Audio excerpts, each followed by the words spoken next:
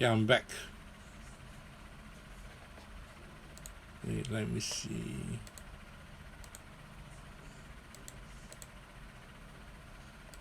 I hope folks are able to hear me. I hope you folks can hear me.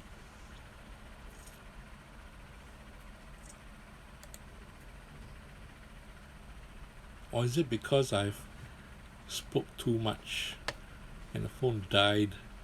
I'm not sure. Hi, Mary. Can you folks still hear me talk? Or is it still just visuals? Me rambling. Yay! I'm sorry. Hey, thanks, Mary. I'm sorry, folks. I have still yet to sort out technical aspects of this. Believe you me, once I can sort out everything and it goes, yeah, probably the phone overheated, man. Yeah, if I can sort it out, y'all will not be able to hide from me talking non-stop.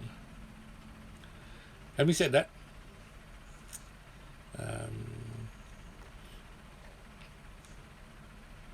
trying to see how much further I go versus saying hi to everyone who came on after I did a pause, and I've been talking about the genesis of TOYSREVIL blog, how it came about, how it led to now, how 16 today, February 19th, 2021, Singapore time. Right now it's 11:17.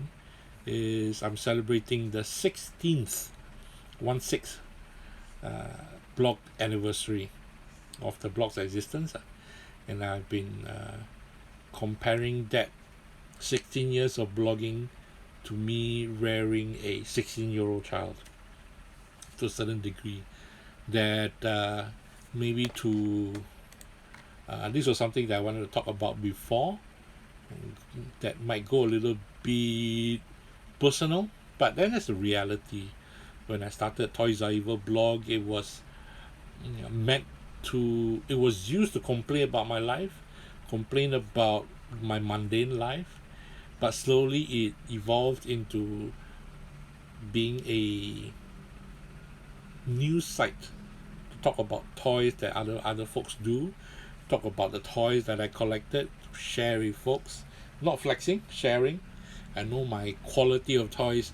Not, I know it's not necessarily fair to the creators that I collect, but I'm not talking high end toys. No offense. It's like I've always wanted a cause, but I've never gotten a cause. Whether or not it's missed opportunities or missed whatnot, it used to break my heart, but now it's like, yeah, whatever. Having said that, nearly bought a cause bootleg in Thailand. I wish I took a photograph of it. This was during the era of Cause Astro Boy, where it was stacked. Oh, I can't describe it. Stacked from the floor, a mountain of Cause Astro Boy Grey, without bags, stacked on the floor like a small mountain, on the floor up. It's like opening price. They say was 20 US, and I know I can halve that price and much more. But the reason I didn't buy it because my baggage was full. No joke. My baggage was full from buying other toys. Yeah. Anyway, that was, I think, 2015. 2015. Yeah. Anyway, coming back to the blog, started out as a personal blog, then became a blog about sharing toys, sharing creators, sharing what I love, uh, and I have to say this: it wasn't all about toys in the first place as well. There was also movies, animation, things that I liked. So essentially, TOYSREVIL is my personal blog that I share with folks. That I have also have the opportunity to review toys, to blog about folks' toys, plus my own opinions and the movies that I like, specific movies like genre movies, superhero movies, and whatnot. There were tons of other things which I have since separated out because I also recognize not everybody is interested to read everything about me. So I've separated Toys Are Evil. I have another blog which is Popcorn X, about all movies and TV media. I've I started a blog many years ago, but I haven't maintained it until now because I'm heavily into K-pop. So I have my music blog as well, and yeah, so it's me having the opportunity to be able to share, and that's an opportunity that I hold very precious. And Toys Are Evil has become more than just a blog per se.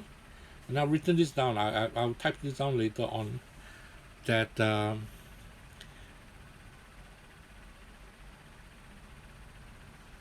I'll just read. I'm not gonna ad lib. That this blog and what it contains or contains, TOYSREVIL, is me and aspects of myself, what I aspire to own, what I aspire to be too, in terms of design and creatives. And a lot of artists out there do inspire me. Sometimes it's not just about aesthetics, but it's about being able to create something with not just your own hands, but the tenaciousness to create something of your own, which was one of the main things that drew me to Michael Lau as well, because he started the trend is an understatement, but at the same time he did start a particular trend that people did not necessarily go or were into, but he started it, he decided to do it, and he did it, and he stuck to his guns, and yeah, man. And I love that creative aspect of it, that creative energy of it. Coming back to me reading, Toys Are Evil is also a manifestation of my desires, and once into the published page, where in the beginning of the blog was a platform, a suppository, and showcase of my own eclectic collections. Toys Are Evil is now my gateway and my great escape, my sanctuary when shit rained on me, when I had stroke in 2010. At that point in time, now a sad story for a moment, very quick. At that point in time, it was like, what's the point of blogging, man? The right side of my body was down. It was like I couldn't straighten. Mouth crooked for a couple of days only lah. So it's okay, thank goodness. But then it's like, what was I gonna do? Blog with one finger? Yeah, one finger type if I have the patience. But at that point, it was like, what's the point of carrying on with the blog? Of course, in my depressive state, I'm not going to deny. I don't know if the depressive state left me or not, but it did leave me paused. What should I do next? But I've since embraced it, and I'm grateful for the blog because it helped distracted me from my negativity. It helped distracted me from thinking my life is shit, from falling into the depression that probably it still hangs on to me, but it's not as heavy as it could be because I have a focus. The focus was the blog. The focus was being able to share what other people had. I took the opportunity to live my life, toy life vicariously through others, because if I was not earning effectively to buy, I was happy to see other people's toys. I was happy to see other creators' toy collections and stuff like that. Yes, they might not be mine. I might never own it in my own hand, and I treasure it when I have a toy in my own hand.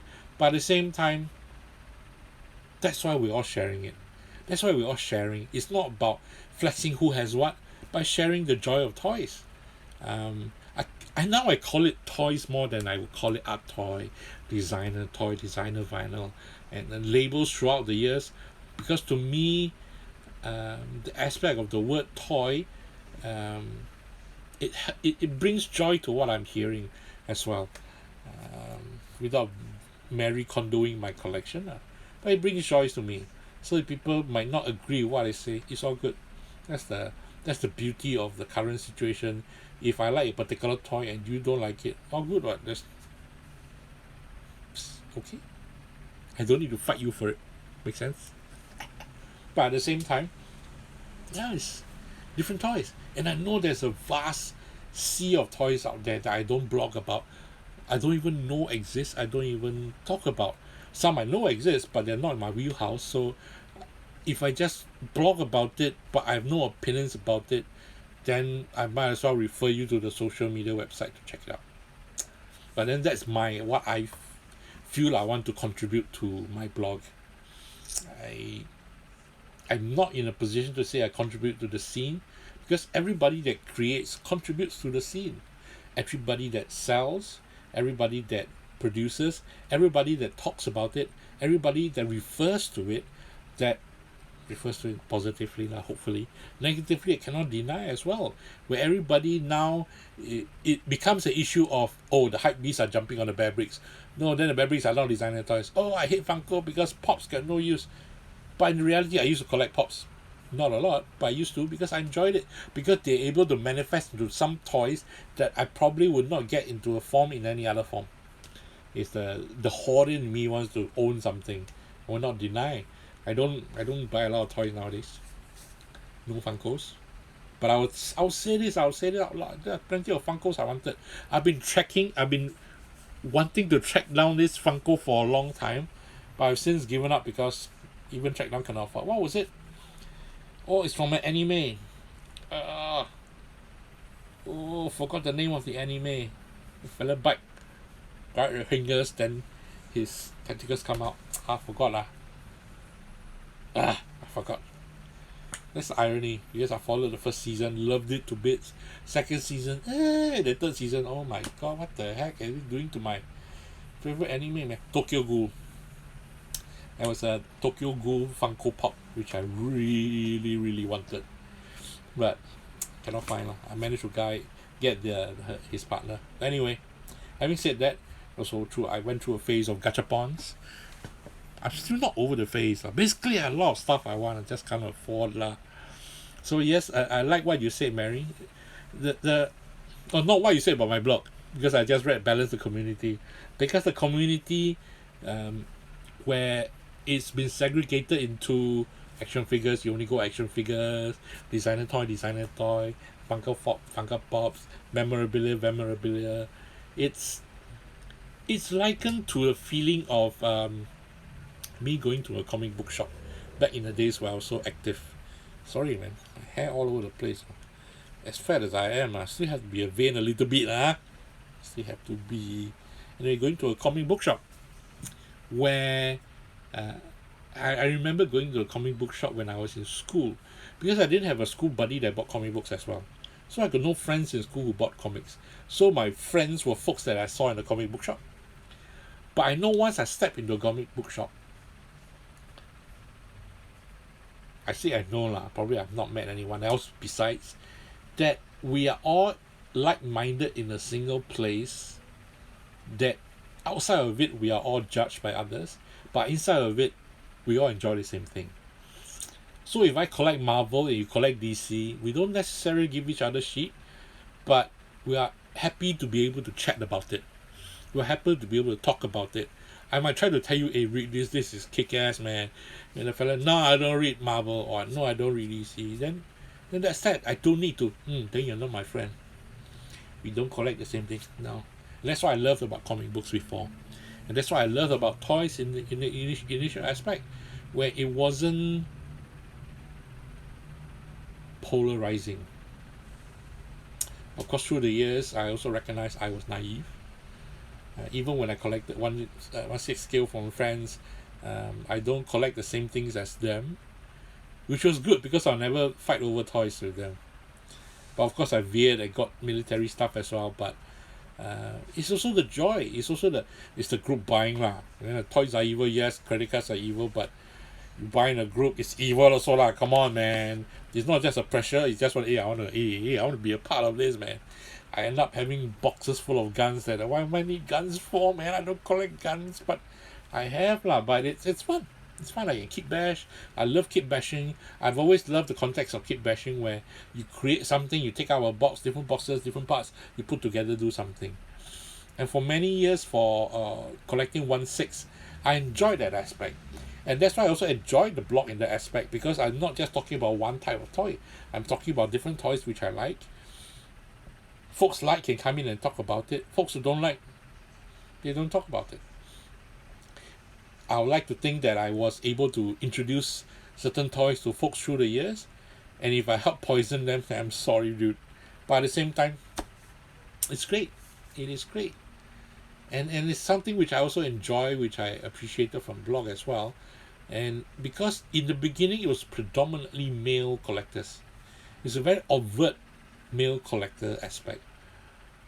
So I don't know how that is versus going to a forum when you get to see more folks. It's different. But through the years, the collecting aspect isn't necessarily, not say isn't necessary. It's fun. When I go to toy conventions, I love toy conventions. Although I can't buy everything, I'm not going to queue up for everything, especially now it's stroke. But to see different folks, male and female, liking what I liked or what I don't like, but essentially the same thing.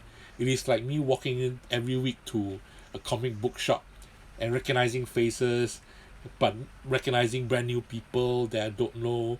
Hey, you're reading the same comic, but I'm not gonna creeper go over there. Guys can be creeper go there. Hey, you read this, I also read this. Like, yeah, can be friends. Now me going, hey, go to a girl. Hey, you collect this? I was like, bugger up, dude. My boyfriend is there. I'm not going to talk to your boyfriend. Your boyfriend doesn't collect toys. What for? I talk to him. I know it sounds sexist, but that's a reality. That's a reality.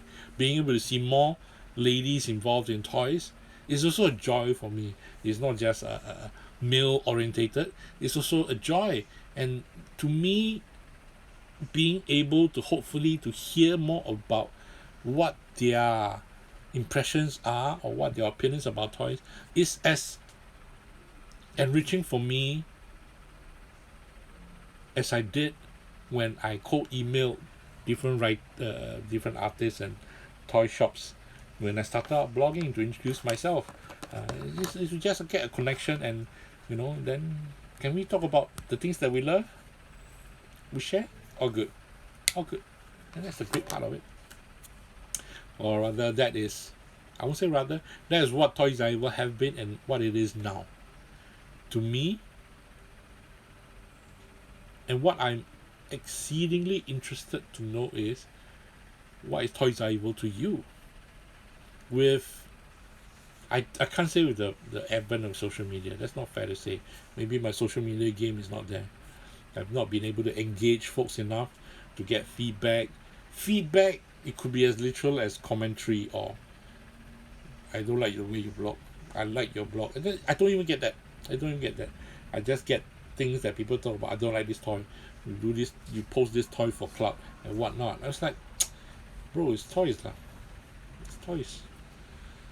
We should be enjoying our toys. But I'm saying that not as a creator. I know it's not fair. I'm saying that not as a person who spends the energy and effort and money to make a toy. Of course, let's not be naive about it lah. I'm very self-centered in my expectation of toys, and I agree with Mary. Toys let us go to a happy place where everything around you sucks. Perfect analogy. It's true. If outside my door things are not happening well, outside my window people are falling sick, and even if at that moment I'm holding on to a toy and that short moment of joy, regardless of the joy, I got it for a cheap price.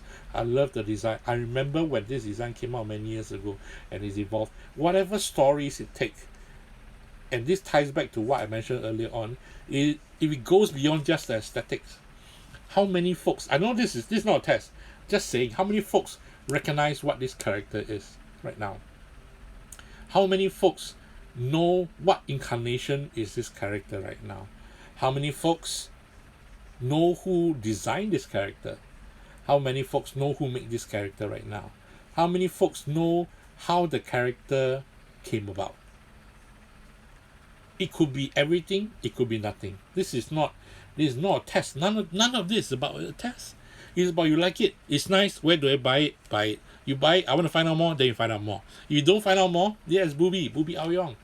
Booby Aoyong from I'll say this is by Fluffy House. It's a second incarnation, because Treason, the character designed by Booby Aoyong, was initially made by Crazy Label, Andy Wu, and he was one of the persons who first sent a sample toy to me in 2006.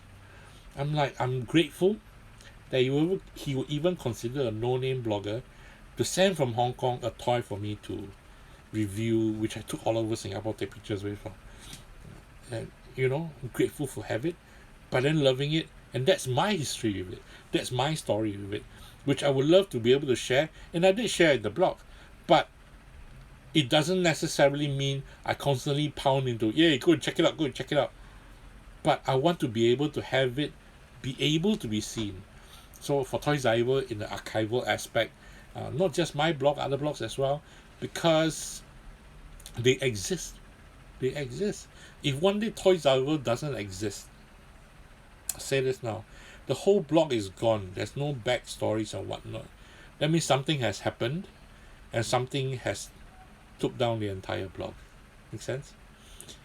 Even in the past, where I get domain name and whatnot, no matter what happens, the blog would remain. But if the blog totally disappears, then something is wrong. Something has happened. Because even if I stop blogging right now, today is my last day of blogging, what I blogged before still remains. You can still check it out. So I love Blogger because it's free lah. I'm so cheapskate, right? But it's free. And for something for folks to refer to me right now is important. Let me read what you mentioned, Mary. Sometimes we buy without even knowing who the artist is. Agreed. But once you get to know the artist and the inspiration behind the toy, you appreciate it more. It becomes beautiful. Agree. Regardless whatever levels of adoration, idolatry, passion we have for the toy or the artist, the more you know, the more you might appreciate, the more you're likely to keep it. Not that we buy toys to keep for life, but let's be honest, some people don't keep for life, some people need to sell. I've lived through the early part of TOYSREVIL, selling toys to buy toys I want, and and this is a story I always wanted to say. I always remember it because it's my one big regret in life, is to sell away a bunch of toys that I had. LMF, lazy motherfucker, he's gonna get me banned. LMF, Michael Lau, I had the 3 colorways, which was the black and red, the monochrome, and the striped.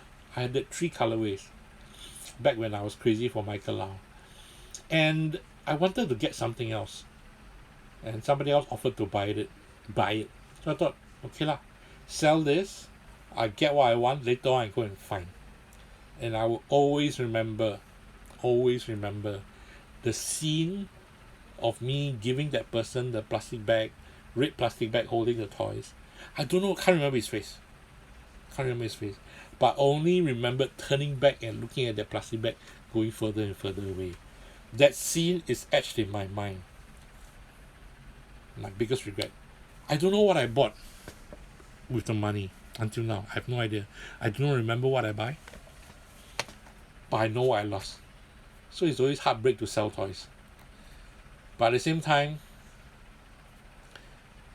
I sell toys nobody also wants. So it's a bit hard pain. Hey Joshua, how you been, man? Miss you too, buddy. Hope you've been well, man. Yeah, Mary. That's what I hope to, and this is something, sorry Joshua, I jumped up. I hope to not recreate. I remember the feeling when I read eBay listings before. The ability to find out more about the product. Or maybe it's the busybody in me, I don't know.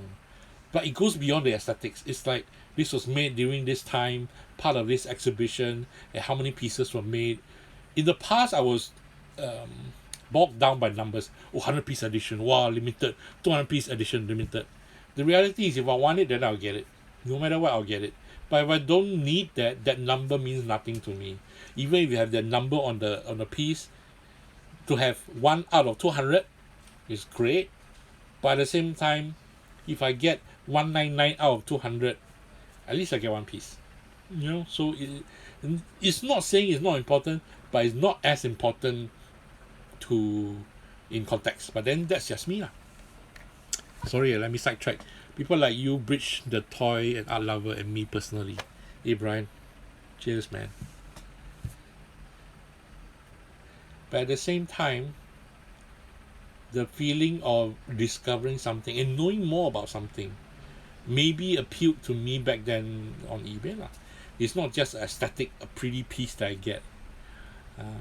Even for a certain period of time, how tall is it? How many inches? How many cm? Singapore is on a metric system. I used to have a measuring tape next to me.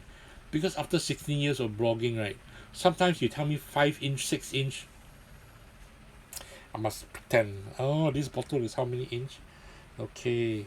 You know, if I had the ability, right, I will print out the toys I blog about in its actual size. So if I cannot own that toy, I will be able to hold a printout in hand. I know it's sad lah, come on lah.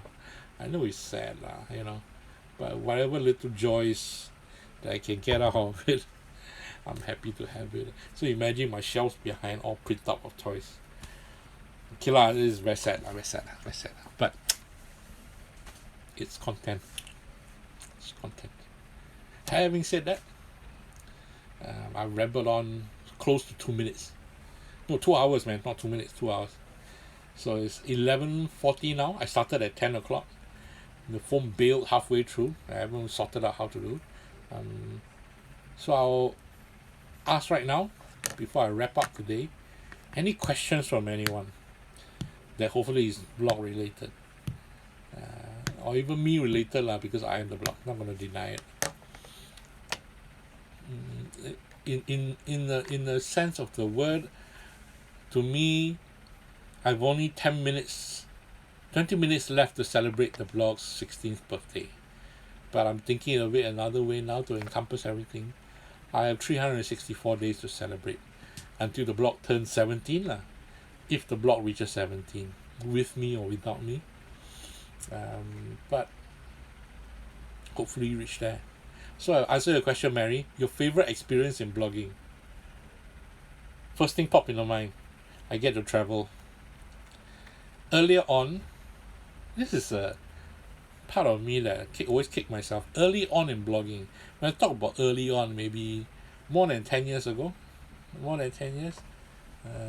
maybe after 3 years of 4 years of blogging, I had not had advertising.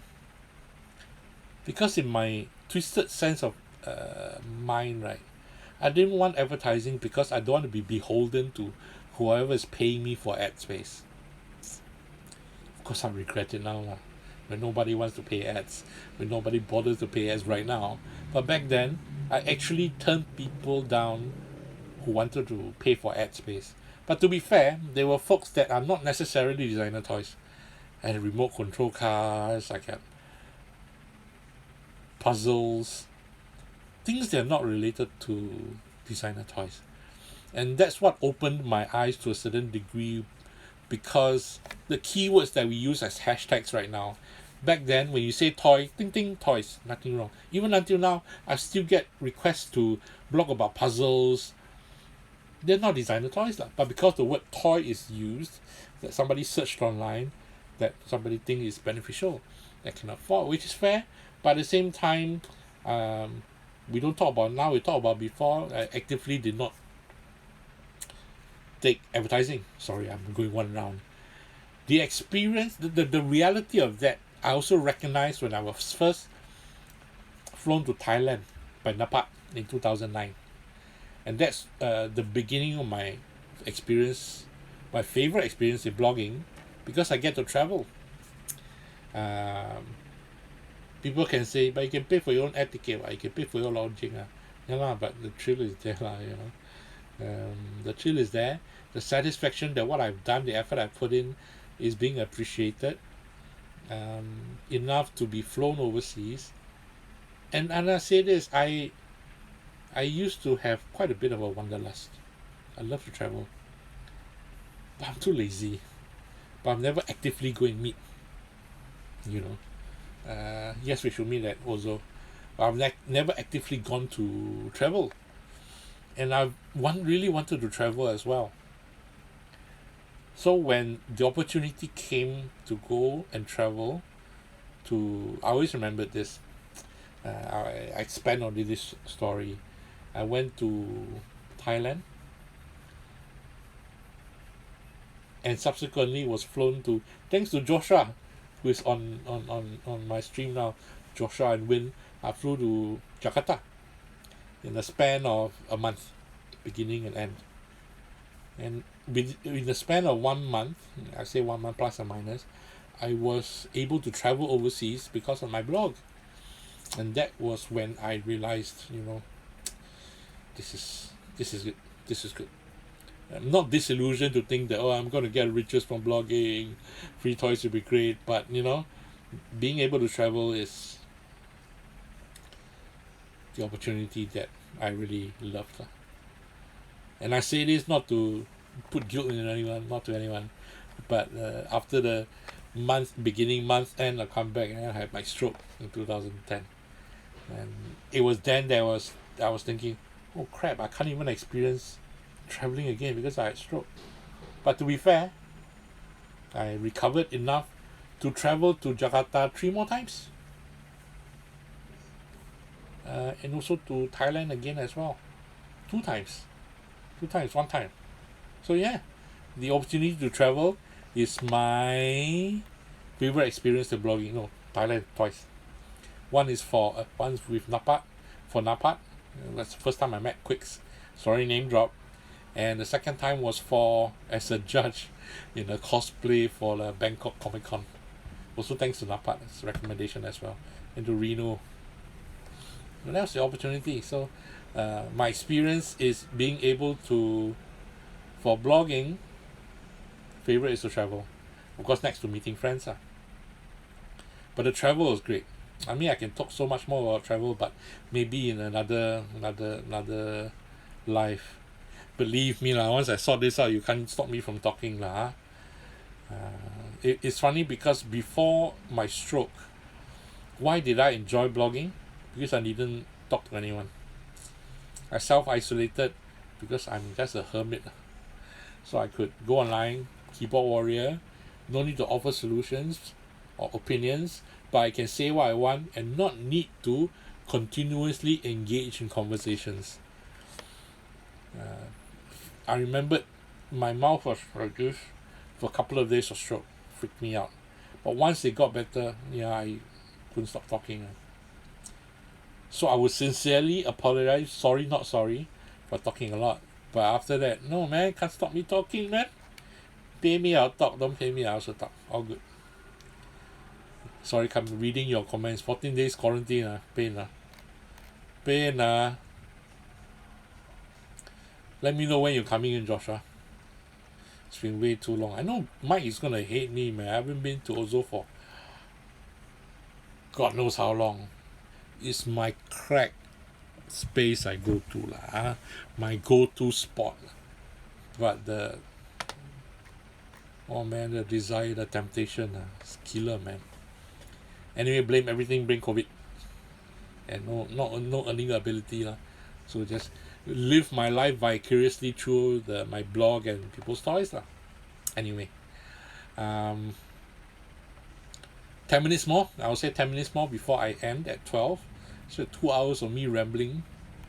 I should know my standard is 3 hours, but maybe not today.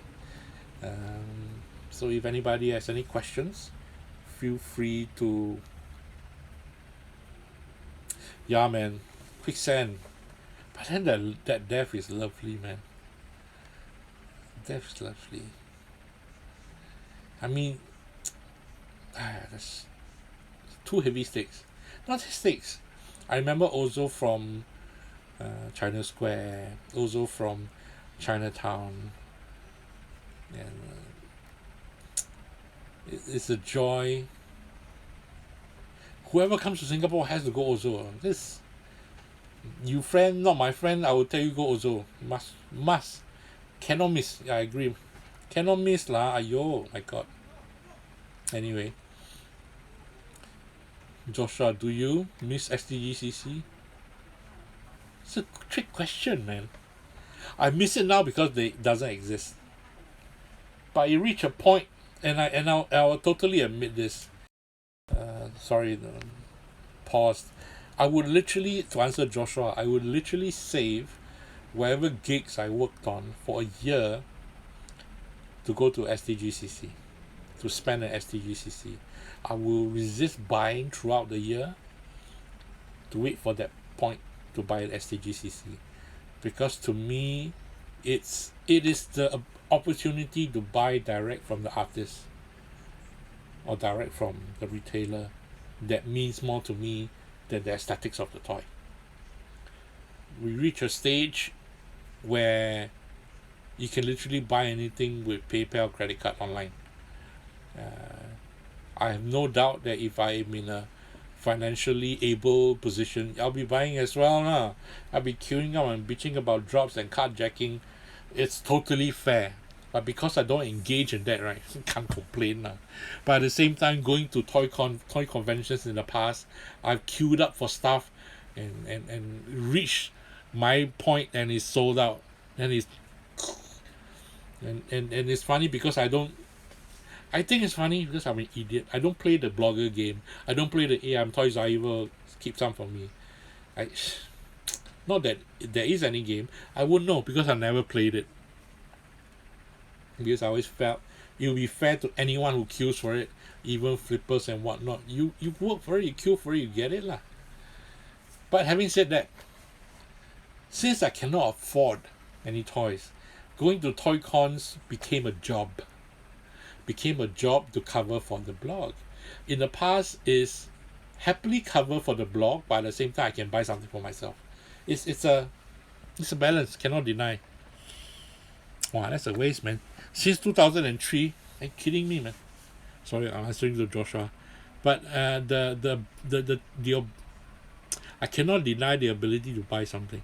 I will say this lah, because I'm a hoarder. It's same as going to China Square in the past, weekend flea market. I might not necessarily need anything, but to be able to buy something is the thrill lah. And I'll find plastic bags of toys in my collection a year later on. Is I bought this. Oh wow, I didn't know. End up hoarding a lot of stuff we don't need, but the hoarder in me will be thinking, at least I hoard something better than I didn't buy it. I missed out on it. Don't follow me lah. Now we know money. All of this is crap. Doesn't mean crap, man. It just means that I have a lot of plastic bags to go through, and I'm happy to rediscover. The flea market now, there is another place that opened up, but I've never been to it since China Square closed. There wasn't a lot of hype, and a lot of the toys go to where Ozo is at Havelock 2 as well. A lot of the more established shops. So I would say more legit toys will go to Havelock 2 Mall, where Ozo is, versus individual sellers like they might carry toys, and probably they're still at I can't remember the name of the spot, not Fuluso.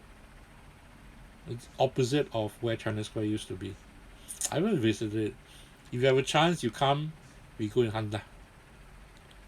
But I don't dare to put my hopes up too high. But having said that, it just means sources of buying toys are lesser. So a bit of a waste. So STGCC, wow, I'm still stuck there, man. Yeah, China Point bo liao. No more already. Not that I know of. Maybe they exist now, but I haven't actively gone there. China Point got no toys that I know of. If somebody else let me know, else have, let me know lah. Ozo is at Havelock 2 Mall. Quite a few other shops from China Square Central move over to Havelock 2 Mall. I don't know if you've been there. I've never checked. Well, if not, then you've not been here for a long time, bro. I'm still trying to get out of STGCC. But having said that, the recent, the first Singapore Comic Con end up being work. And the crowds are, I'll say this, I'll admit this. Times have changed. And even as a blog, accessibility also changed. In the past, earlier on when Play Imaginative run it, I would request to go in during preview time. Or even earlier, primarily because I can take photos of the booths and booth display without needing to jostle with people standing in front. Of course, there are folks who will see me with a camera and they know they don't stand in front of me. But then there are folks who don't care if I'm holding a camera, pointing at the monitor, at the display case, they just stand in front of me. So covering toys through the years has gradually become a challenge. And either have I access to preview nights, I don't pull the card anymore. And there's nobody to pull with. I have no pull with anyone. Because I want to be able to, because the main thing for the blog, to get eyeballs is one thing, let's not deny it. But at the same time, to me, is as important is to show folks what is available at the ToyCon. Even though in the past, early on of ToyCon was 3 days, you even reached 4 days at one point. Now it's just a weekend. So weekend, right? You know what you're getting, then you go and buy. If not, there's nothing to prepare for. I think in terms of myself, if I know what's existing or what's going to happen, I will save enough to ration out my money to buy the toys. And to me, that's important because it's not a bottomless pit. This reminds me of my good old school days when I was a struggling student to buy comics. If I was less 10 cents to buy a comic, and if I do not have a relationship with the comic book shop person, I won't be able to buy that comic, even if it's just 10 cents extra. You know, if it's somebody that relationship, hey, can I pay you back next week? It's different if I have no relationship. So, to me, that's what stayed with me, you see. If I knew what I was going to buy, I can plan what I was going to buy. But then through the years, with credit cards and whatnot, of course, it's different. But right now, I don't want to actively use my credit card, and I don't actively use my credit card because toys are evil and I can't sustain. So if I cannot sustain, don't go in backside itchy and do. So having said that, is my own personal relationship with toy cons. If I don't know what's going there, I have a fixed amount of money, I go there to only buy what I want. Because alternative is I end up choosing, I plan for this, but I really want this. And I'm not denying that it is also a relationship, because if it's just me, I might as well put on a cosplay and just go incognito and buy what I want without saying hi to everyone. I know it sounds very unfair, but your husband know what's going on, lah, Mary. Anyway, coming back. So the how I approach ToyCon is also different. Does it make sense? How ToyCon is to me has also evolved through the years. When I used to have a booth in 2009, I had a booth in 2012, quite soon after my stroke. Well, I lost money then, but it's a feeling that, you know, I'm still a part of it.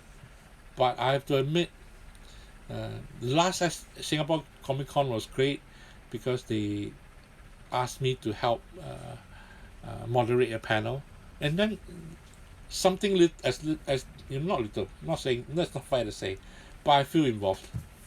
If not, then if I'm just a bystander, then if I'm a bystander who doesn't have the ability, then why go and give myself headache? I'll still go. I still enjoy, because it's like walking to a comic book shop to find people there who already like what you want, who are already interested in what you want. So we're there to not need to be judged. Not that I was judged before when I was young. No, it's just that I did not go into the crowd where I let myself be judged. Or maybe that's why I'm not part of any cliques besides buying cliques. But having said that, you know, going into a toy convention, if this is, I don't know, I don't care if this sounds cringy or cliche. Thank you, Mary. It feels I belong. I belong to a certain degree. I might not be a mover, shaker. I'm not a creative. I don't make toys. I don't design toys. I just talk about what people have. You know, this is not the level of or confidence level I feel no. But it's like if I'm just even if I'm just a consumer, I can buy stuff. I've always been not always been. I've hampered in the past. I won't mention his name, but somebody came up to me, "Hey Andy, you fake. You're fake." I said, "What do you mean? You blog about toys you don't buy." I'm like, why must I buy what I blog about? Because that is the local context. I would say in the early local context in Singapore, I'm not the only blog who talk about toys. There are plenty of other blogs who talk about toys. And I always love those blogs because why? Not say because why, because they show stuff that I would love to have, and they show stuff I don't know about. They show the details of certain things, but I also recognize a lot of them were purchased by the bloggers themselves. And it's like, I also want to buy and talk about my own toy lah, because it makes more sense. And at the same time, this is also a very self thing for me. If I paid for it myself, then my opinion matters. But if I got it for free, I'm not going to burst the other person's rice bowl. Does it make sense?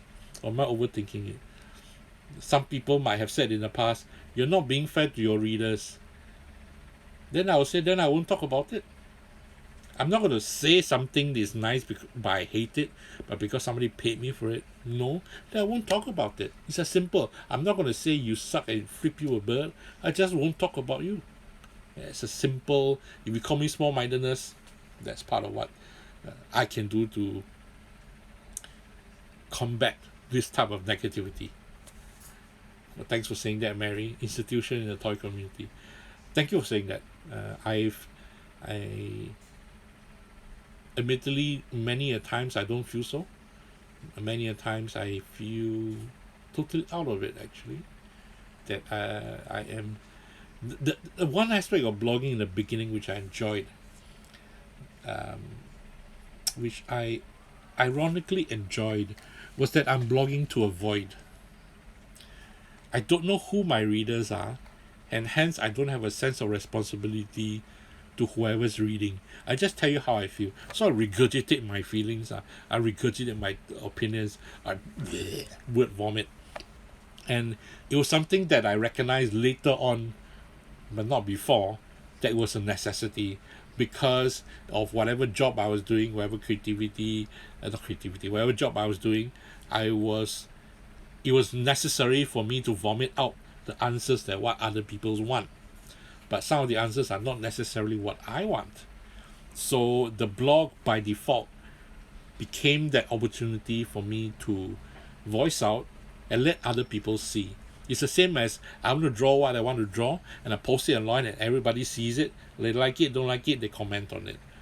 But at a certain point, I also recognize I'm not going to draw all the nasty bits and not get myself into trouble and post about it because I want to be edgy. Then I get slapped for issues that I don't know about. Then I will create my own... This is something very arrogant of me to say, but I'm going to say it anyway. The blog has turned out to be my own ToyCon.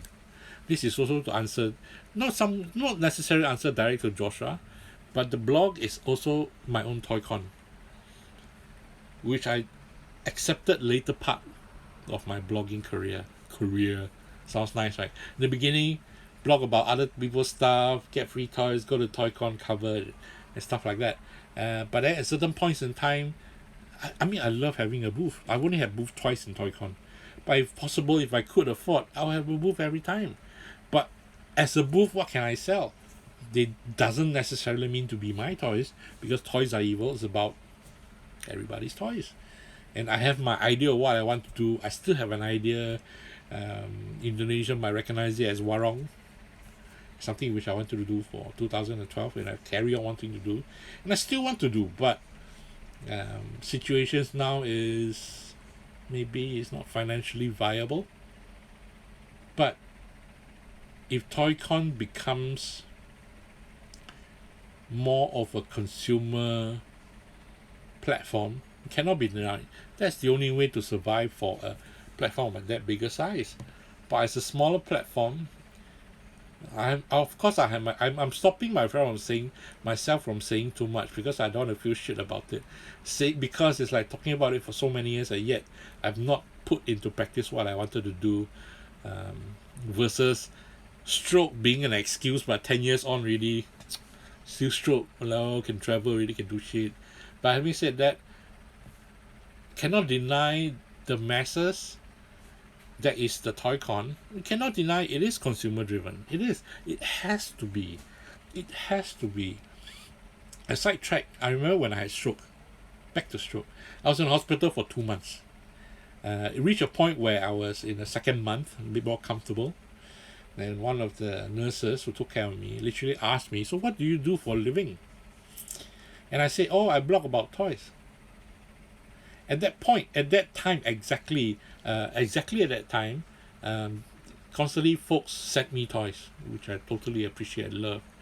And I remember Luna B, Sarah Rose, it's not on this channel now.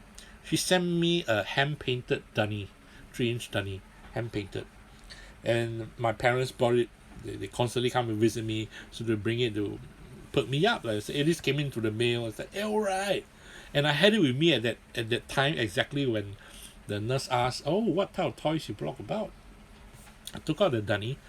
It's like, oh, kid robot, platform toy, but this is hand painted by artists in UK, etc., etc., etc. And no fault of her own, I could see her totally gloss over. And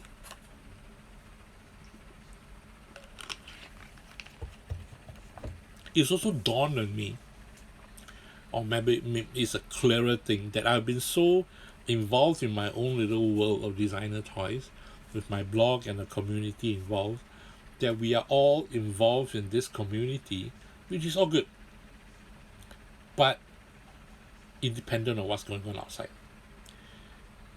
I would say independent, but not regarding what's going on outside. So, for example, I'm sorry, Mary, I'm going to take you as an example. Say your husband keeps your credit card. I know of a few couples, husband and wife also collect toys. They might not collect the same things. To me, it's great, because that means they'll never fight over the same thing. But at the same time, there's an understanding, be it understanding or misunderstanding of what they have. But imagine someone, a lot of my friends also, they collect toys, but the partner does not.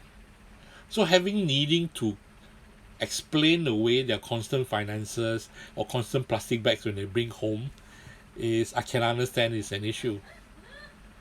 But besides that closely related connection, right, for the general public outside, when I spoke to the girl I blogged about toys, I would not deny, when I said that to her, when she looked at me, I thought Minions, I thought Hello Kitty, I thought Optimus Prime.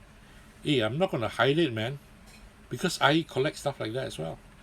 Some of them I collect because I want to have the views, but because I like them as well. I like Minions.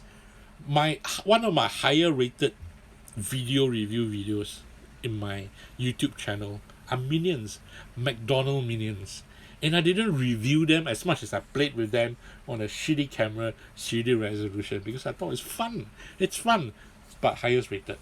So how am I going to say monetize that? You get what I mean? Not that. But it also gives a perspective to how the general public recognizes Minions. So if somebody does their toy that looks like Minions, I have one part of creators and artists who says, nah, I'm not going to sell out like that. And another part, which I never necessarily ask, but I myself answer, I want to get my name out there. I want to get my toy out there. For all intents and purposes, this is something I talked about at some point or other before, but I've given up that fact. In 2011, 2012, I can't remember, I had a booth in Anime Festival Asia. It's an anime festival in Singapore, like AFA. I had a booth in the Artist Alley. Now it's called Creative Hub. And I got a couple of creators, Chris Rose from UK and Peter Kato from US, to make for me. I commissioned and paid for small resin figures, and I put them in gachapon containers and capsules, and so regret selling them. I should have just kept them for myself. But I sold not necessarily at the place, because in my mind, gachapon anime festival, people might understand, but they didn't. It didn't sell at all. But it also dawned on me, but this is just me, I could have taken a mini money, and painted a Naruto on it. People might not know what is a money, who is Kid Robot, but they might recognize Naruto. So if it means to sell purely for money, I cannot deny being accused of that. Yeah, I'm there to sell and make money. But at the same time, if I have a character creation that is brand new and original to other folks who might not necessarily give it a second look Because if it's just purely aesthetics and it's not my choice of toy, I see really so cute. And if I'm not a buddy, I'm not a friend, I'm not a relation, nice. Nice is always nice, but they're not paying hard cash. But if somebody paints, for example, a minion on it and whatnot, they will recognize the minion. They might not recognize what your toy is, they recognize the minion. So your peers will say, "Oh, sell out."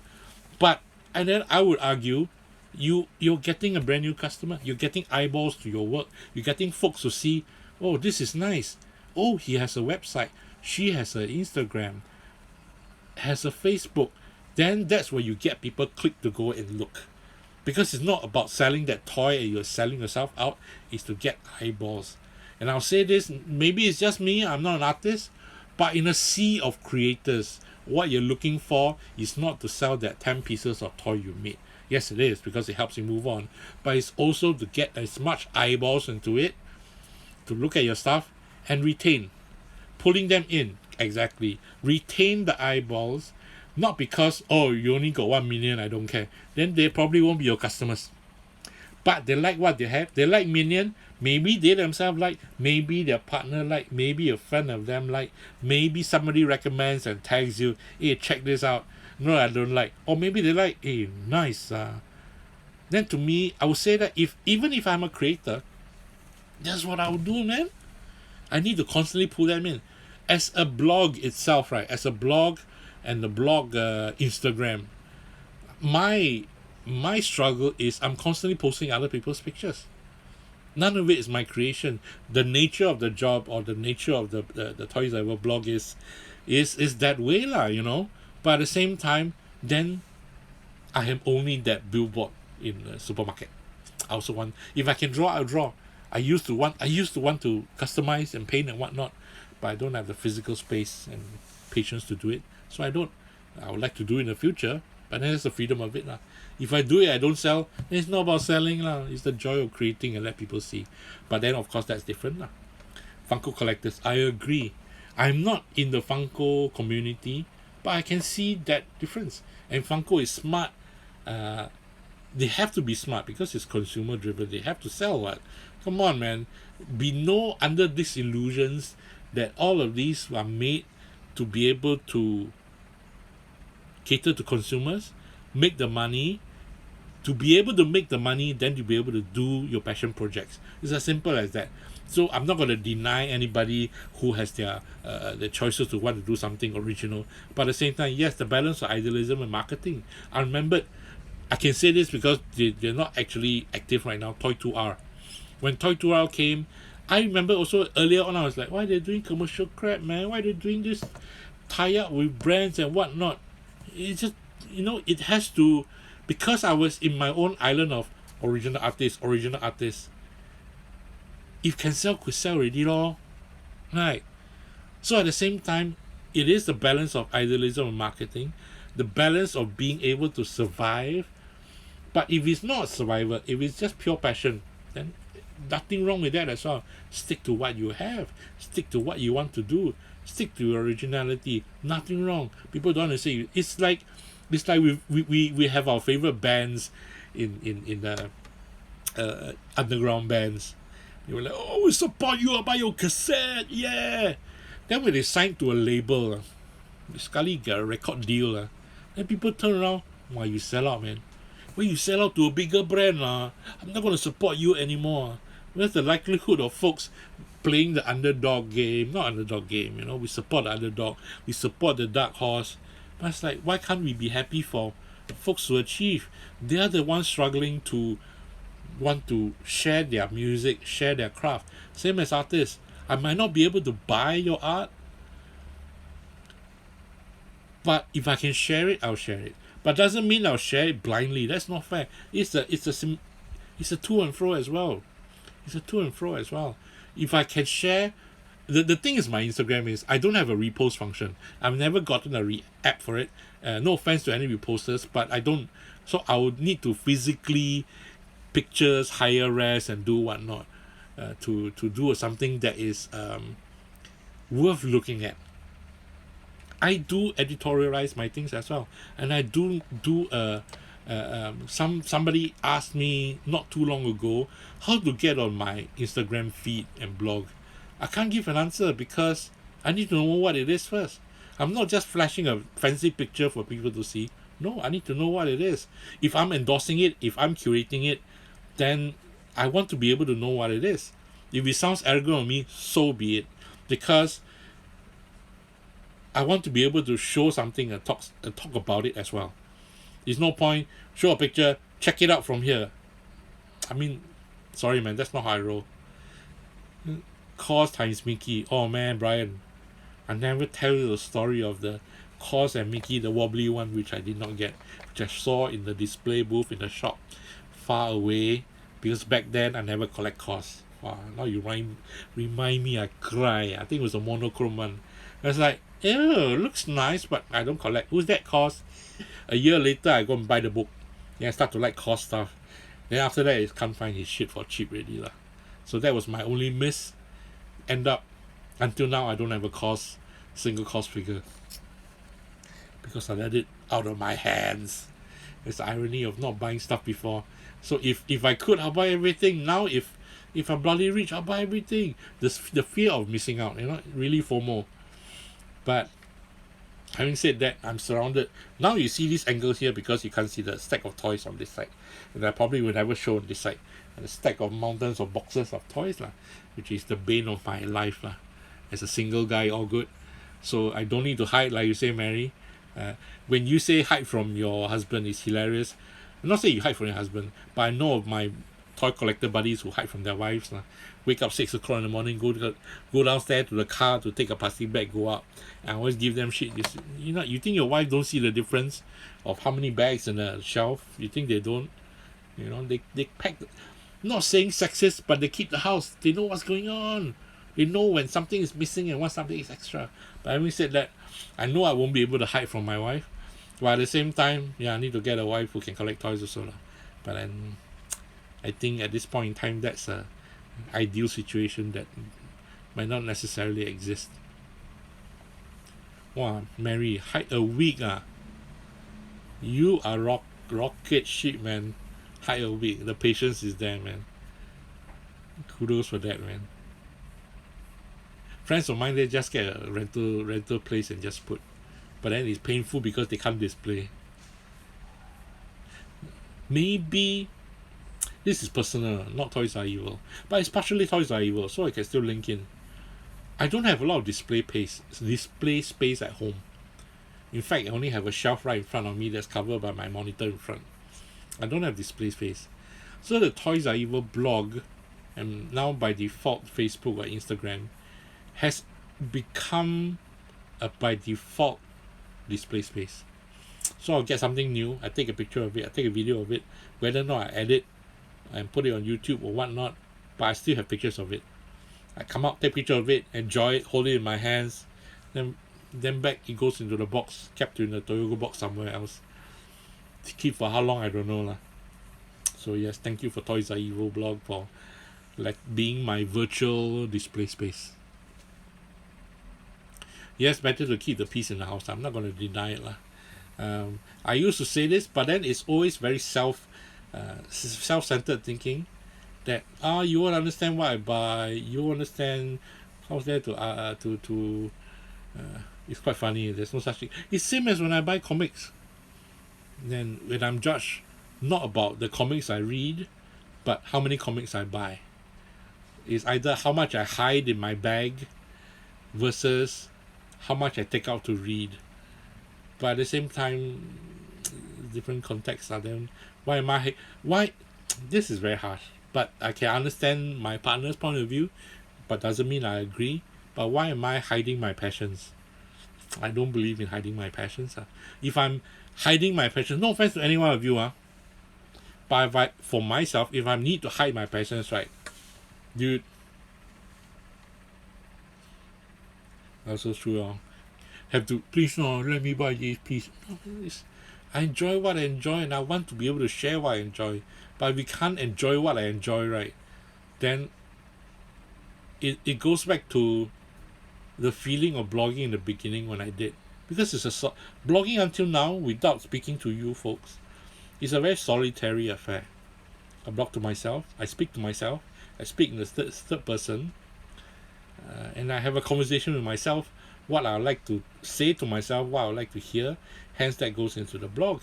Because if there's no feedback, that nobody talk to, I don't go to forums, I don't engage as much in social media because there's not much to engage in. Blogging is a very solitary thing. I'm talking to the void. I'm talking to, unless I have a conversation before, I would love to be able to mention, hey, yesterday when I talked about this, then I put in. Even though readers like, who the hell? No, man, it's me being able to connect and have a conversation. Because what I felt after so many years of blogging, no offense to Toys Are Evil, and I can't deny the COVID situation as well, and also my self-isolation even before COVID, my hermitdom, is I don't really have conversations about toys. ToyCon is the only opportunity that gets me to go out talking to people, like-minded people, because I don't need to go somewhere and, hey, you also collect toy? I don't need to ask that question. We go there is, what do you collect? What can I see in your bag? Oh, right, I like this. Then we talk about it, and that's the joy. That's the joy to be able to share what you like, and somebody to, even if they don't understand, they appreciate to a degree because they also collect something else. If I might have a conversation with somebody who collects Funko Pops, that I might have or have not, or might have something rare, but then there's a common ground to a certain degree. Even if you have your own taste and a mind, I don't like what you collect, I don't like. But for example, one of my favorite Funko Pops is a Cylon from Battlestar Galactica. And I bought the set of 4 just for that Cylon. I didn't care for the rest of Adama, Starbucks, Apollo, but I just wanted the Cylon. And I end up only looking at that Cylon. But I haven't been able to talk to anyone about that Cylon because I've not met any Battlestar Galactica old school fans. I've not met any Funko collectors to be able to talk in detail about it. So it's my own joy. So I took a couple of pictures, put on a blog, and yay. Yeah, that's it. That's what I miss. People talk about toys. Hence, with Toys Are Evil, the blog, it allows me a chance to, even if just talking to the void, to be able to share. So, yeah. 16 years on. It's still my venue. In the recent years, because I've not been able to buy as much, so I can't share as much, but I'm starting to share all my older toys in my show you my toy features, and I'm happy to reshare them because there are certain toys in the past that maybe I didn't share before, or maybe I share now because there's different perspective. Having the blog 16 years is as well me collecting toys for 16 years, far more beyond that, more than that, because before the blog I collected toys as well. And not that I needed to be an expert, because I'm not, but it also means I have more stories to share, more stories that I can share, versus, oh, I bought this at the con, I went there, I bought it straight, that's it. But then, who are the people you went with? How long did you queue? How did you know about the artist who was selling the toy before? How did you know what he or she had? And all these are part of the joy of the toy collecting and toy community, which Toys Are Evil also hopes to encompass. It's not just about the artists, it's not just about the retailers, the makers, the producers. It's about, as importantly, the people who collect toys. That's why I have the top 10 toys of 2020 who I invite some, and when I do an over invitation, folks don't come on. I don't know why, or maybe I'm not that friendly enough.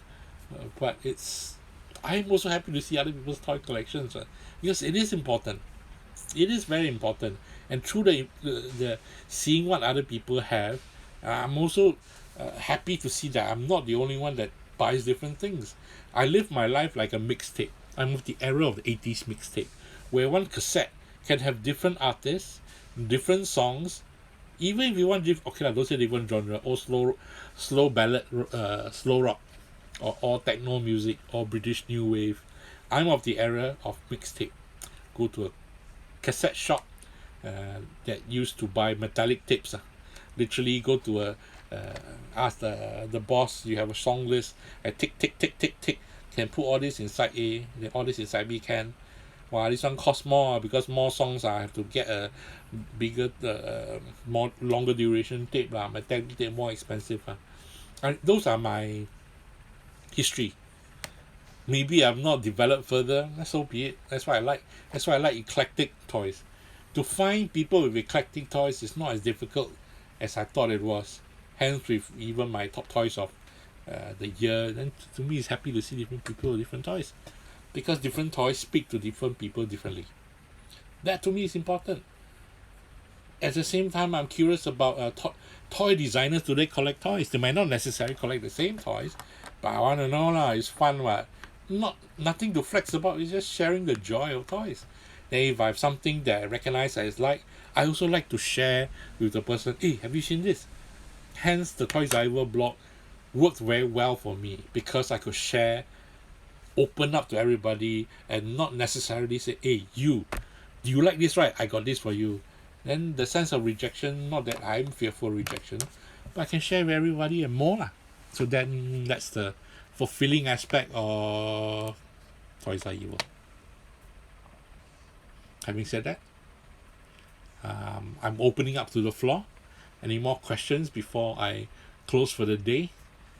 5 minutes to 12:30. So yeah, it's a bit tricky. Why did my page die?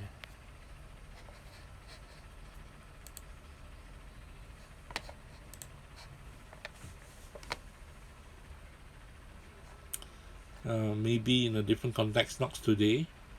I'll find out more from you folks. How you folks know about TOYSREVIL? I'll find out again later lah.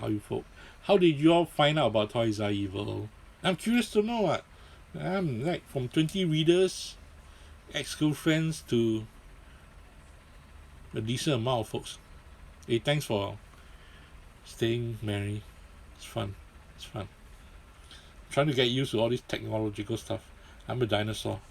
But if I can make this a regular thing, then it becomes something fulfilling for me as well. If not, I'm just talking to myself. If I'm busy at work, I'm busy at work. But hey, thanks on your feeds. Hey, great to hear from you too, Brian. It's been somewhere in a while, man. Someone posted in the KR forum. KR forum still exists, ah? Wow, serious, ah? Sorry, man. KR got no love for me, man. Sorry, I'm not a bitch. KR forum. But a lot of my news was from KR forum. This was in the early days. Back in 2010. Thanks. Oh damn! It came to me when I had stroke. Did you ever know I had? No. Let's not go into that. It's like 10 years later, I'm still talking about stroke. I should be talking about toys that I don't have. The irony, lah. One day I will talk about all the toys I've missed out. New app called. There is something which I wanted to do in the past, but I never, I never know how to go into it. It's as simple as a TOYSREVIL club, a TOYSREVIL app. You just come and talk about toys. It's a virtual forum. Not like a forum on Facebook where people can post pictures of selling their toys. No offense, but I want to be able to yak on about stuff. You see. Want to be able to, I say this like somebody will do it, because I don't have the technology. Literally is an app you can go on and video talk to each other. They don't need to sign on or Zoom or whatnot. It's just an app to just talk about toys. Take out your toy and show, hey, this is what I got today, man. That my argument is, you don't have buy and sell. You have that once a day at a certain fixed time. Then that gets everybody to go in and do specific things. But we're talking about toys, hey, I have this there, I have this there. I mean, it's a thin line. I know it's a thin line. People need to survive. I can say that now because I'm not actively buying. If I'm actively buying, I'll be bugging you all for your old toys, man. I'm bugging you. Want to unload your old toys, right? Come, I do. No, I don't. Yeah, let's work something out. I can host it. Just talk about toys. Even if you want to sales, right? Then for me, it's not a big issue of sales. Then do a hardcore sales. Come online, you sell your shit. Sell your shit. You know, I don't know if you all know the series. My sister got me onto it, Shark Tank, where different people will sit in front of few judges, not judges, investors, and they pitch their pitch their product. So where the investors will choose to invest how much money for a percentage of your toys. So even if you want to pitch your toys, say in front of a few people, then we give comments. I know it's harsh, reality TV, might as well have fun with it. I know it's painful, it's like, who the hell are you? That's the fun of it lah. You pitch to me now, I pitch to you next week. I think it would be hilarious lah. It's like no, I just pitch lah. Even if you talk rubbish, you sell, you don't bitch about it, but you talk rubbish. To me, it also helps. You say, this is my toy. I designed it 2 years ago, but I never do it. If I'm going to give you technical terms like, oh, how do you make up? Oh, roto custard. Oh, I'm not interested in that shit lah. Why is the eyes crooked? Why is the mouth so small? Is there a reason why the hair is standing like that? Is there a reason why the belly is standing out? I like the belly. Is it because of? And to me, this is me as a blogger. I'll end up asking you these stupid questions before I say I will buy. Of course, I won't buy lah. Let's do that. It's like Apprentice. Let's do that. Yeah, you watch. Yeah, let's do that. I know it's painful. Let's just have fun with it lah. See if it works. Toys Hub. I always say I have big plans, but I've always kept to myself to do stuff. I've always felt that if I can't afford to do it, I won't do it. I don't necessarily blog so much about toys that I can't afford. It's as simple as that. Or even do collaborations. I love collaborations. If I can't design a toy, then I'd rather be able to collaborate with someone to do something that that is related, that produces something else more than what's before. And if Toys Are Evil is a name that can be used, that's the idea lah. Then that's the value of Toys Are Evil. I mean, what else can I do? Good and ugly toys also bash. Sometimes maybe bash for, sorry to answer to Mary, sometimes also bash for the sake of bashing. It could just be like a, what's the word for it, in living colors, just do for fun, Comedy Central. See, people can take it or not lah. I've always felt, but this is just me, that yes, art and art toys are serious, but the fear is for myself that it becomes so serious. We're all talking about the something on the pedestal that that's why I'm calling toys toys. That we're missing out on the innocence, we're missing out on the fun. And not to bash anybody for the sake of bashing, but it's supposed to be fun. Like you say, it's supposed to be something happy. It's not supposed to be something that, oh my god, this is my precious. Yes, it is to some. Cannot deny. It is a, maybe whatever that is a embodiment of what they hope to achieve. Not going to deny that. But keep it free and loose. Those who wants to come on, those who come on. Having said that,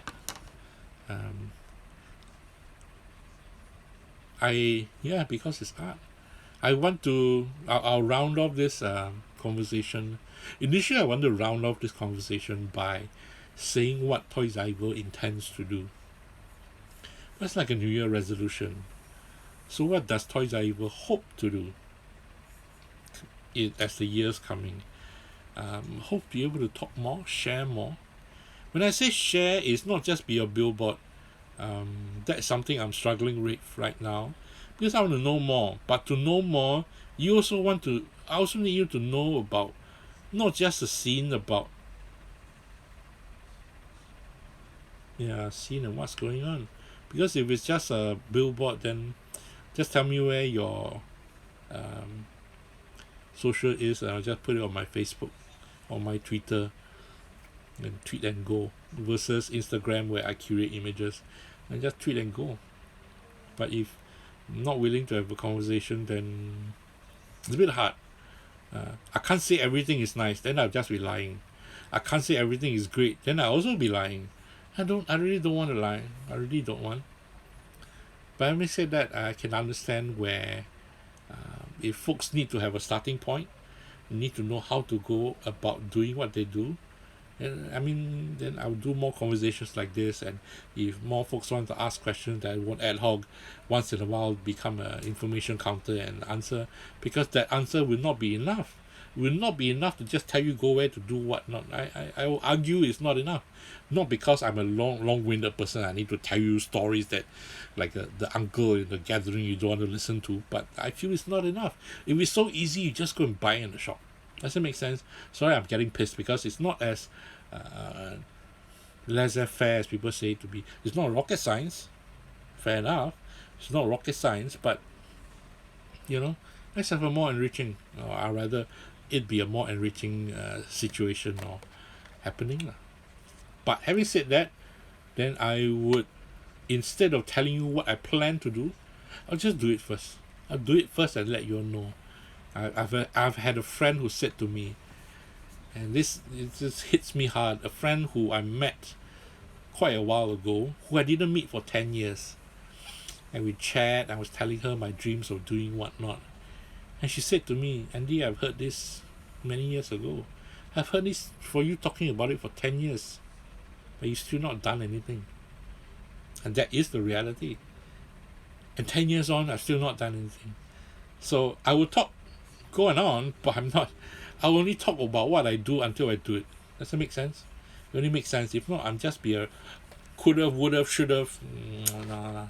After a while, it's quite painful. Interview series is what I hope to do. What I actually hope to do on a regular basis. I hope not to just use on my phone, but I still need to work out. Roundtable discussion is fine. From I totally agree. From players in the community, from somebody who's brand new. I say this until now and still hold strong to it. Anybody that reads Toys Are Evil, I don't expect them or need them to be somebody that's in the scene for so long. It's not fair. And I recognized this a few years ago when for lack of a better term, I don't go too deep with my conversations. Does it make sense? I also want it to be friendly for folks who just came in as an entry point to be involved, to get to know more, without feeling the burden of needing to know what is it they're talking about. It's like watching a Marvel movie, for example. They're all interconnected, right? But if I come in, I just watch one. Then if I don't know what's happening, what happened to lead to that, and somebody says, you should have watched this lah. Yeah, you've never watched, why you... Then how will you know? Then, oh dude, it's either I go and find out because I'm interested, or like, screw this shit, I won't watch. And I'd rather not, even on a pure consumeristic view, right? And I say we is in the community, we have a lot more creators right now. Do we have enough collectors to sustain? I don't know. I don't buy. I myself don't buy as much anymore. So that's one down. So in order to be able to have an ecosystem, to have not just a community, a culture, a world that interlinks with each other, we also need to have consumers. So how do we get consumers? No, I'm not a retailer. I don't know for shit. I'm not going to sell everything and discount. Then next thing you know, people think the toys are cheap. That's why they're into the scene. Let's not be... I want to think that way as well. But people have an ecosystem where we are able to sustain each other and not think of needing to buy a toy comic book shop so I can get cheap comics. But if I get a comic book that I enjoy, that I know I recognize the artist that will be appearing in the toy convention, I can still buy that comic and go to the convention, get it signed, and then to me that's the ecosystem that helps enrich my collecting comic books. Somebody makes money by selling it, somebody makes money by selling admission tickets. I get my joy from getting the comic book signed or toy signed and whatnot. If I want to flip, I'm not going to deny flippers. I'm not for the flippers, but they exist for a reason as well. Everybody flip. I'm not going to condone their rationale for existence, but they also exist. We used to have a joke. I'm talking all over again. We used to have a joke when we were doing film and media, that when you arrive when somebody bootleg your film, especially local film. And we always joke about it because everybody bootlegs Hollywood films. Don't talk about porn. Everybody bootleg Hollywood or Hong Kong action films. But nobody bootlegs Singapore films. And for years we joke about it until one time I saw with my own eyes somebody bootleg Jack Neo's film in a MRT back in the days when they had a booth selling toys. I was like, oh my god, the bootleggers felt that this movie can make money. Bootleggers want to make money, right? They're not here for the community. They want to make money. So if it's something that makes money, then they bootleg. Make sense? So that somebody go and bootleg this movie, wow, succeeded, man. It's worth making money. But then that's the movie context. Toys, I don't know. I don't buy from bootleggers. I've never had the ability to buy in the first place. So if I missed out, then I missed out. Can't afford to buy from bootleggers. But at the same time, they exist for a reason. So right now, are bootleggers more than consumers than they are artists? I don't know. This is me asking the void again. We will know. He said, put your hands up. Not going to happen. Then somebody who's brand new, who's scared to come in the scene, don't dare to put their hands up. Then we're missing out. Nurturing and mentoring him or her that's being able to do more. Why? Because our language is so strong. We are the echelon. I always approach, this is me. I'll say me. Doesn't mean everybody might feel the same way, the same as I do or feel about me. But I don't approach anybody thinking that they know what TOYSREVIL is.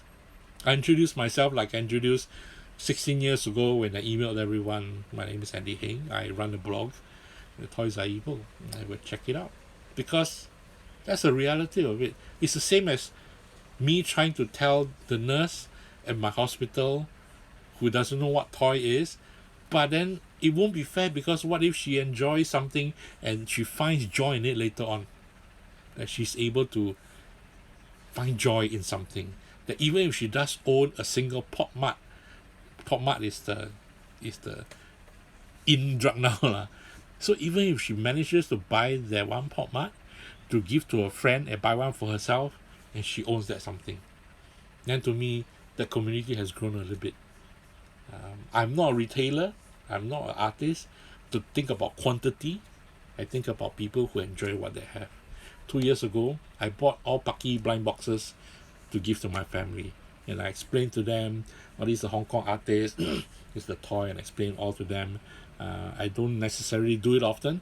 My family doesn't necessarily know that what I blog about, but then it's a chance for me to share. Because that's a part of me. And having said that, it's not just about me. It's what I hope to do as well. And this is what TOYSREVIL is about. If it means entry level, but I'm not going to forsake folks that have been with me for, like you, Mary, since 2010. It might not be fair, but balance, I'm trying to find a balance. I'm trying to be accessible, trying to be worth a click, try to be worth somebody's time reading. And reading doesn't mean I tell you the facts of 10 pieces selling next Friday, how much. You'll be surprised, a lot of news doesn't come with prices, a lot of news doesn't come with sizes and whatnot. So having said that, it's not a complaint, it's a reality of right now. Because the reality right now, if everybody's monies are tight, I want to know what I'm buying. I want to know how much it is so I can plan for it. I might not get it because it's limited, but I want to be able to get.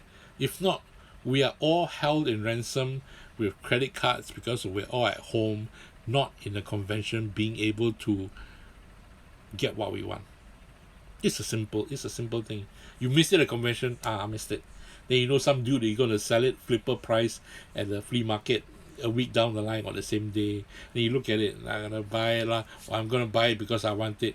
But all of that is gone. Now we just go online and whatever online forums or websites that buy, sell, trade, and that's what we end up doing. I don't do that because I can't afford. But I know if I can afford, that's how I end up doing. And it will just be, buying toys by myself. Add to cart and that's it. So I hope TOYSREVIL can be more than that. Well, we'll see. Having said that, let me finally see what you're reading. What you mentioned, we've been having too much negativity these days. I would not disagree. I don't engage because why like that? But then again, you can understand because I am not naive to think it's just all happy rainbows and nothing wrong, because egos are involved, people are involved, livelihoods are involved. So I can understand, but we find a way. We have to find a way. Legend, toy artist, new artist. Agree. It doesn't mean a brand new artist is less worthy because he or she had one toy versus somebody who has a discography of 20 toys. It is what. It is me listening to K-pop. How I find groups. I might not like new groups or might not love old groups. I just like what I listen to. I just like the song. I find the old songs I like. I don't like. But then again, I know it's a different type of genre. But in this day and age, and I'll say this flat out, we are all spoiled for choice. You can't. How to retain loyalty? How to retain loyalty, customer? How do you maintain being loyal to a specific design, specific genre, until you are enticed by something new, or you are engaged or attracted by something else, by prices, by people? We can never know. But then that's the thing with it. We're not talking about lifelong. We're talking about what we enjoy. If I had a choice, I'll be buying 90s to 2000s toys. Doesn't mean it invalidates current toys that I don't want to buy. No, it's just that I have a choice. I like older stuff. You can find, I find. If I can't find, I'll end up buying newer toys. Then when the old toys turn up, it's like it's a ongoing struggle lah. Can't hide lah. Having said that, we'll talk more, Mary. Let's have fun. Brian, really happy to talk to you again, man. It's been too long lah, bro. Let's talk again. Find chances to talk. And with that, 3 minutes to not 3 minutes lah. I would say, wow. I'm sorry. I'm looking at the screen. And it's so much lag. Man, that bugs me to the heck, man. And I'll say goodbye to Mary and Brian, and to the 3 other persons that are watching now. Don't know who. Maybe I should click and find out. Viewers. Hey, hi Don. Kuro Trash. Leongo. Can't pronounce your name, bro. Sorry. Leonardo. Okay, I see your names, man. I'm an idiot. Thanks for watching, Don. Thanks for Kuro Black. I love your name, man. Thanks for watching, Leonardo. Mary. Brian. And Billy. Wow, your love life. I like it. Hope to reach a point where we can all talk rubbish. I love being able to talk rubbish, because I think that's a missing joy in life, without being too tight. I'm also tightly wound, and I'm happy because this is the least tightly wound I have been for a long time. And talk about something I enjoy. If not, I'm also, what am I supposed to do? What am I going to do next? How am I going to earn a paycheck? So yeah, I'll enjoy whatever I can. Thank you all for watching. Wow, keep on combing my hair, vain. And I'll catch you again soon. Have a good weekend ahead. And I will go and drink my water and try to wind down my Friday. Fridays are my movie watch days. I always watch a movie every Friday night. But I don't think it's going to happen now lah. There's still the weekend. And I still have a gig that might happen. So anyway, me. See you on the blog. See you on the socials. Thanks and have a good weekend.